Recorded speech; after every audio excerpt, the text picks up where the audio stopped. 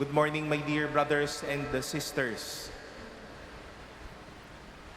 Kung inyo pong narinig ang kantang ito, marahil sa mga kaedad ko po o sa mga aming pong mga nakatatanda ay narinig nyo na po ang mga kataga ng kantang ito. Nasabi po ay madaming namamatay sa maling akala. And if we wish to at least go further to the lyrics of the song, para magkaroon o hindi mamatay sa maling akala, sinasabi din po nung kanta, basta wag kalimutang magdahan-dahan kung hindi sigurado sa kalalabasan ng binabalak mo. Madami ang namamatay sa maling akala. Huwag kalimutang magdahan-dahan sa mga gagawing kilos.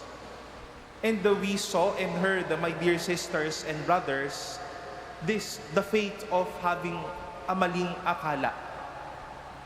In a beautiful sense, the priests and the prophets thought of Jeremiah of their own maling akala.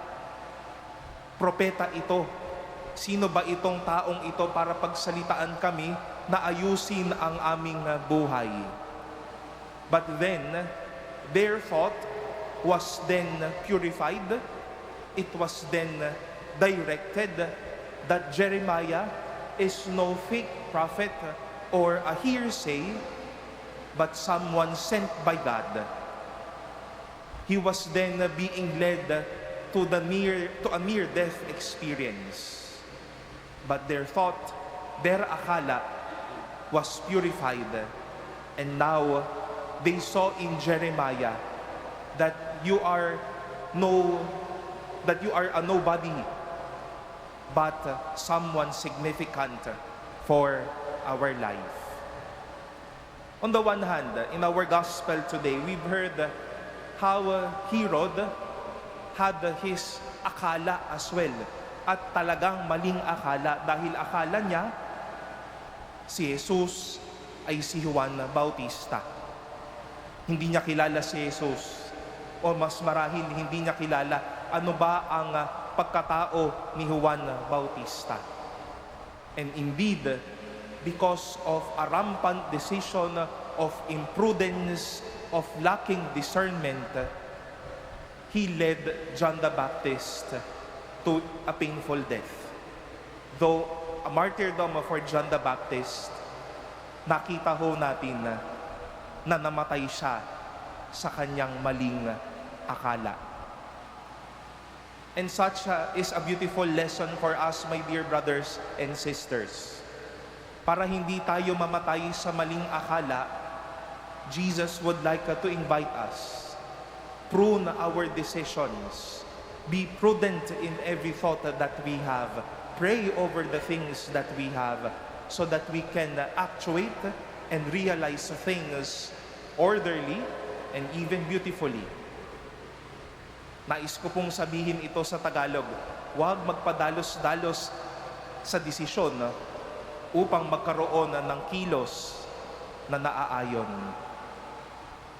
Huwag magdesisyon kapag sobrang saya, sobrang galit.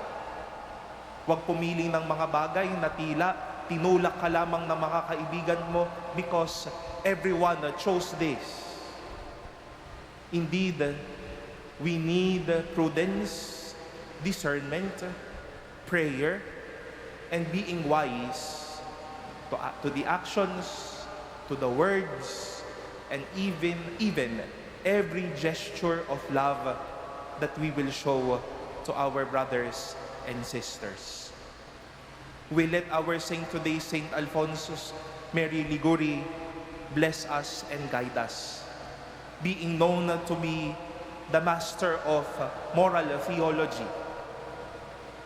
All our ways of prudence, discernment, and action are but moral. And our morality must always be intact with our intimacy with the Lord. Gone with the intimacy with the Lord, our prudence, our thoughts, and our actions will be nothing. talagang mamamatay tayo sa maling akala. At upang hindi mangyari iyon, muli ko pong sasabihin, huwag magpadalos-dalos sa desisyon upang magkaroon ng kilos na naaayon.